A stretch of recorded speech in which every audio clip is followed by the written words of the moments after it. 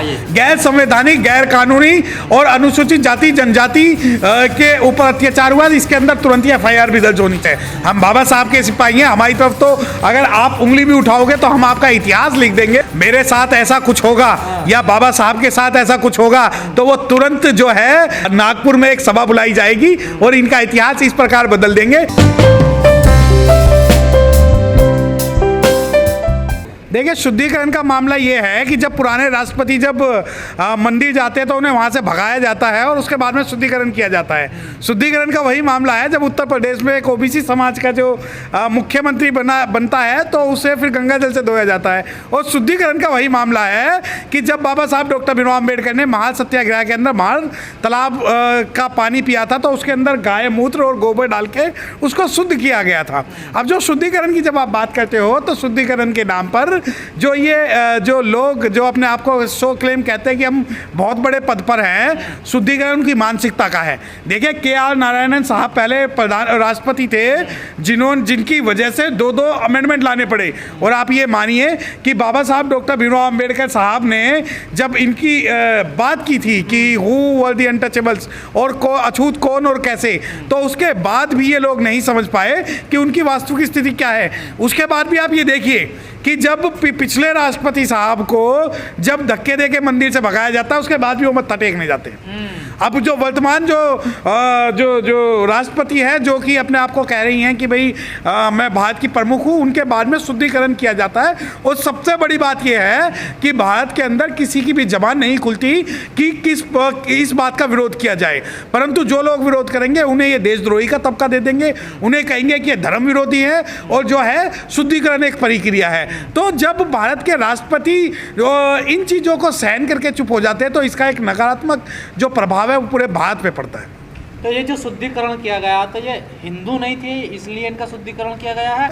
तो अनुसूचित जनजाति जो है हिंदू नहीं है, शेड्यूल्ड ट्राइब है, उनके अपने जो है अपनी परंपराएं हैं, अपने क्षेत्र हैं, अपने जो उनके कल्चर हैं और वो कहीं से कहीं तक भी हिंदू नहीं है। रही बात छोटी जाति या नीची जाति या ऊंची जाति की, एक विशेष वर्ग की नज़रों में हर वो जाति जो है नीची जाति है, ठीक है। अब अगर आप कहते हैं नीची जाति के, नहीं, ये ना तो ये वर्ण व्यवस्था के पार्ट है, ना ये ब्राह्मण है, क्षत्रिय है, वैश्य है, शूद्र, ये अछूत, ये कोई भी ना तो वर्ण है ना अवर्ण है, ये अनुसूचित जनजाति है जिसका कि अलग वर्ण है। परंतु वो तो ये लोग मानते हैं कि उन्हें छोड़ के जो भी हैं वो सब जो है छोटी जाति है। तो हिंदू बनाया गया है या क्या ब्राह्मण बनाया गया, क्या ये शुद्धिकरण का क्या इसका मायने क्या? देखिए, मैं तो 2 मायने मानता हूँ, ढोल गवाल शूद्र पशु नारी ये सब ताड़न के अधिकारी। ऐसा नहीं है कि जो ये अनुसूचित जनजाति समाज से आती है इस वजह से किया गया है, बल्कि ऐसा भी हो सकता है कि वो एक महिला है और महिला राष्ट्रपति होने के नाते उनका जो है शुद्धिकरण किया गया हो। क्योंकि मैं तो ना तो एक उस विशेष वर्ग की भाषा समझता हूँ ना ही उनके प्रपंच समझता हूँ। तो अगर आप ये सोचते हैं कि सिर्फ निम्न वर्ग का होने के कारण ही जो है उसका शुद्धिकरण किया गया, ऐसा नहीं है। क्योंकि अनुसूचित जनजाति एक बिल्कुल पृथक वर्ग है जिसके अंदर निम्नता और उच्चता नहीं होती, परंतु इन लोगों की मानसिकता ऐसी है कि ये जो शुद्धिकरण जो लोगों को मानसिक गुलाम बनाने के लिए, और सबसे बड़ी जो बुरी बात है वो ये है कि कोई भी व्यक्ति इनका विरोध नहीं करता। सवाल यहाँ खड़ा हो रहा है ना, ओथ लेने से पहले उनका शुद्धिकरण का जो वीडियो वायरल हो रहा, दो पता नहीं कौन है उनके ऊपर पानी से छिड़क रहे हैं, कुछ मंत्र पढ़ रहे हैं। देखिए, मैं इस बात की जो ऑथेंटिसिटी को मैं प्रूव नहीं कर सकता कि ये अभी का वीडियो है पुराना वीडियो, परंतु ये बात सही है कि ये जब संवैधानिक पद पर थी तब का वीडियो है। ऐसा भी हो सकता है कि ये जब राज्यपाल थी तब का वीडियो हो, ऐसा भी हो सकता है कि उसके बाद का वीडियो हो, परंतु जब हम ऑफिस को देखते हैं और उनके पीछे लगी हुई मूर्तियों को देखते हैं तो हम ये मानते हैं कि ये जो है जब ये संवैधानिक पद पर थी तब का वीडियो है। और इस चीज़ को आपको संविधान का उल्लंघन मानना पड़ेगा कि अगर संवैधानिक रूप से चुने हुए किसी व्यक्ति के साथ इस प्रकार का कोई काम होता है तो उसके जो है संविधान का उल्लंघन माना जाना चाहिए। तो गैर संवैधानिक काम हुआ ये, गैर संवैधानिक, गैर कानूनी और अनुसूचित जाति जनजाति के ऊपर अत्याचार हुआ, इसके अंदर तुरंत ही एफआईआर भी दर्ज होनी चाहिए। तो लोग कह रहे हैं कि ये कोई नई चीज नहीं है। जब पहले देश के सबसे पहले राष्ट्रपति बने थे उन्होंने भी एक से एक ब्राह्मणों के मतलब पैर धोए थे। देखिए, ये नई बात उनके लिए नहीं होगी, हमारे लिए नई बात है। हम बाबा साहब के सिपाही हैं, हमारी तरफ तो अगर आप उंगली भी उठाओगे तो हम आपका इतिहास लिख देंगे और आपका जो प्रपंच आपने किया हुआ उस प्रपंच को हम बदल देंगे। दूसरी बात, आपके लिए हो सकता है नई बात ना हो, परंतु हमारे लिए नई बात है और हमारे लिए ये विरोध का एक सबक है कि हमें इसका विरोध करना पड़ेगा, क्या ताकि भविष्य में इस प्रकार का कोई भी प्रपंच ना रच सके। नहीं, आपके लिए पुरानी नहीं है, शिवाजी महाराज का भी पैर के अंगूठे से तिलक किया गया था जब, देखिए। लेकिन हम वो तो नहीं है कि जो इनके जो बाण भट्ट ने जब अंगूठे से किया था तो हम उसको एक्सेप्ट कर लें।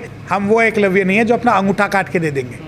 अगर आप ये सोचते हैं कि आज एकलव्य द्रोणाचार्य के कहने पे अंगूठा काट के दे देगा तो वो समय नहीं है। हम अपना अधिकार लेना जानते हैं, हम बाबा साहब के सिपाही हैं, हम पढ़े लिखे लोग हैं, हमें पता है कि लोकतंत्र में और व्यवस्था में हमें अपना सम्मान, अपना स्वाभिमान, अपना मान सम्मान कैसे बचाना है। तमाम लोग कह रहे हैं कि ये अपमान किया गया है दलित समाज का। देखिए, ये है अपमानजनक वीडियो। मैं ये मानता हूँ कि अपमानजनक वीडियो है, न केवल दलित समाज का परंतु पूरे भारत की महिलाओं का, क्योंकि मुझे नहीं पता कि ये शुद्धिकरण जो हुआ है अनुसूचित जनजाति होने के कारण हुआ या एक महिला होने के कारण किया गया। इस प्रकार इसका तो जो स्पष्टीकरण है वही लोग दे सकते हैं जिन्होंने ये कांड किया है।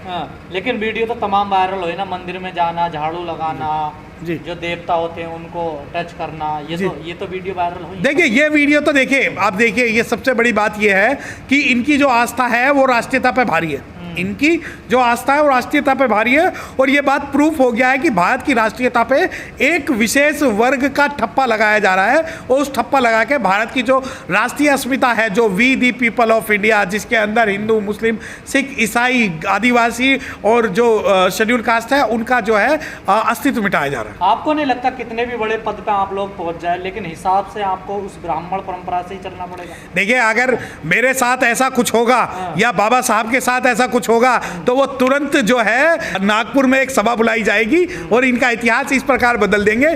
क्योंकि हम जब बाबा साहब डॉक्टर भीमराव अंबेडकर ने सिंबलिक रूप से जो धम्म परिवर्तन किया था और जब बुद्धिज्म ग्रहण किया था और बाबा साहब ने कहा था कि ये इनका जवाब है कि मैं हिंदू पैदा हुआ हूँ, मरूंगा नहीं, अगर मेरे साथ ऐसा होगा या स्वाभिमानी व्यक्ति के साथ किसी के साथ ऐसा होगा तो वो सबसे पहले इस पोगा जो पंथी के जो विचारधारा है इसके पिछवाड़े पर लात मार के अपने मूल जो इनकी जो सभ्यता है, संस्कृति है, उसमें जाएं। और परंतु ऐसा वो नहीं करेंगे क्योंकि उन्हें डर लगता है। बाबा साहब डॉक्टर भीमराव अंबेडकर साहब को पढ़ने वाले लोगों को पता है कि इसका इलाज क्या है।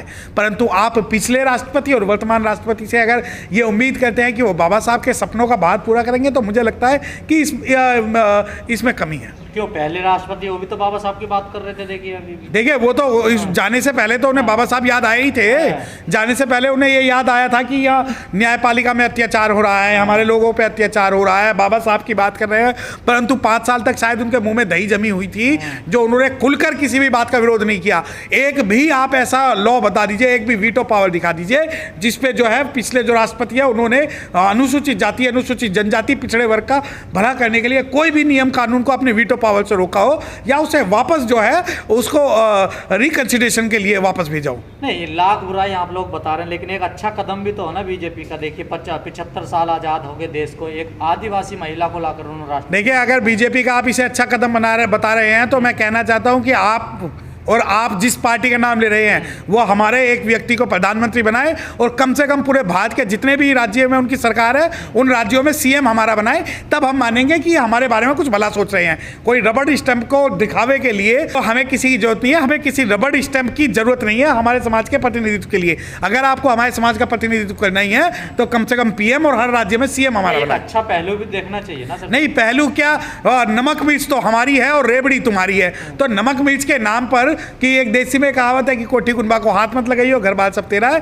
बाकी जो है जो मलाई वाली जगह है उस पर आप एक भी शेड्यूल कास्ट आज तक चीफ सेक्रेटरी क्यों नहीं बनाया इन्होंने? क्यों सुप्रीम कोर्ट के अंदर जजिस नहीं बनाए? क्यों हाई कोर्ट के अंदर जजिस नहीं बनाए? कितने सॉलिसिटर जनरल ऑफ इंडिया बना दिए, कितने हमारे बिजनेसमैन इन्होंने बना दिए। आप उन चीज़ों को तो नहीं देखते, परंतु एक सिंबॉलिक रूप से एक जो कठपुतली को अगर आप बैठा दे तो आपको लगता है कि नहीं, वो बीजेपी ने जो है आपके समाज को 70 साल बाद जो है रिप्रेजेंटेशन दिया। नहीं चाहिए हमें ऐसा रिप्रेजेंटेशन। लेकिन आपको उम्मीद है आपकी जो द्रौपदी मुर्मू बनी है वो आप आदिवासी SC ST के अधिकारों की बात करेंगे? देखिए, मुझे तो व्यक्तिगत तौर पे कोई भी उम्मीद नहीं है कि वो कोई भी कदम उठा पाएंगी, क्योंकि अगर वो समाज के अनुसूचित जाति जनजाति के हित की अगर बात करती तो जैसी ये वीडियो जारी हुआ उन्हें इस पे स्पष्टीकरण देना चाहिए था और कहना चाहिए था कि ये इस प्रकार हुआ। परंतु उनकी जो मूक सहमति है वो दर्शाती है कि वो अभी भी उस विचारधारा के अधीन है।